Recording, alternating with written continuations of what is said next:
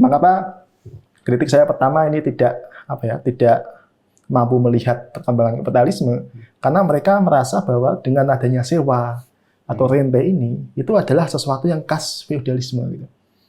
Padahal kalau kita baca misalnya Marx dan juga yang lain, itu dalam mereka kan juga menjelaskan bahwa dalam kapitalisme rente dan sewa juga ada gitu. Iya. Makanya kalau kita baca misalnya bukunya I.M. Wood ya tentang The Origin Capitalism, itu kan jelas bahwa kapitalisme adalah produksi komoditas secara luas. Nah, artinya kalau kita lihat misal ada orang berbisnis kemudian ngiklan di Facebook, orang berbisnis ngiklan di Instagram atau di Twitter misalnya, itu kan ada relasi komoditi di situ kan. Bukan cuma tentang rent. Bukan tentang sewa kan. Iya. Misal saya misalnya ketika ngiklan di Facebook itu kan tujuannya agar produk saya terjual. Iya. Produk yang saya jual untuk mengambil keuntungan bagian dari produksi komoditas. Betul. Artinya kan walaupun ada sewa, walaupun ada rente misalnya, tapi relasi produksi komoditas itu masih berlangsung. Pasar masih berkembang gitu ya.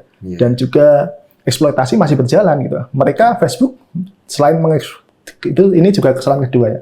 Facebook selain mengeksploitasi pekerja mereka, juga mengeksploitasi pengguna. Gitu.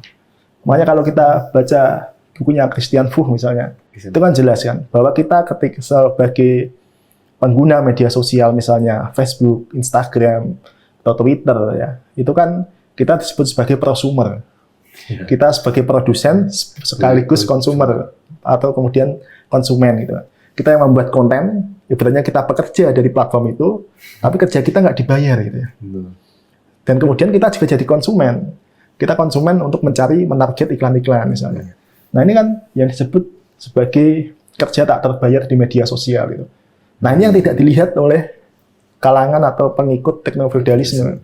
Seolah kerja-kerja ini dilakukan secara sukarela, tidak ada nilai lebih yang diambil oleh platform, sehingga dengan gegabah mereka menyebut wah tidak ada eksploitasi di situ. Padahal justru eksploitasinya dalam titik tertentu semakin dalam, semakin mengakar gitu lah.